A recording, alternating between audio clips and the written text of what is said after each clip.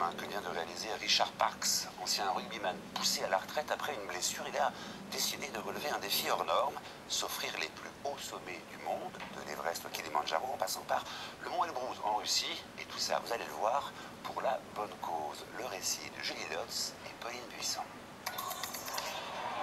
Il emprunte aujourd'hui les escalators pour grimper sur les toits de Paris, mais c'est à la force des mollets et du mental que Richard Parkes a gravi les montagnes. Pendant plus de 6 mois, il a vaincu les plus hauts sommets de la planète ainsi que les 2 pôles. Un défi pour cet ancien 3e ligne gallois, plus habitué au terrain de rugby qu'aux pentes abruptes.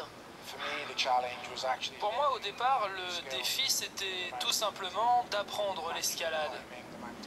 En fait, c'est au fil du temps que je me suis prise au jeu et que c'est devenu un challenge plus sportif.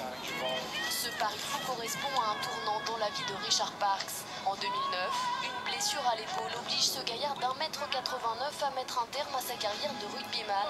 À 32 ans, il s'inflige alors un entraînement extrême jusqu'au départ de son incroyable expédition en décembre dernier. Température, environ -40. Froid, tempête, masque à oxygène. Dans des conditions extrêmes et avec des compagnons de cordée, Richard Parkes affronte le Kilimandjaro ou encore l'Everest, mais c'est lors de l'ascension du mont McKinley aux États-Unis qu'il en bave le plus. Je suis tombé dans une grosse crevasse. J'y suis resté pendant 1h30. C'était sans doute le jour le plus effrayant de ma vie.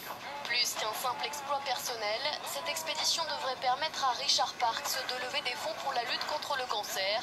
Grâce à un documentaire et à des conférences, il espère reverser 1 million d'euros pour aider les malades. Un mot de cinéma à présent, quand l'aventurier de l'Arche perdue croise la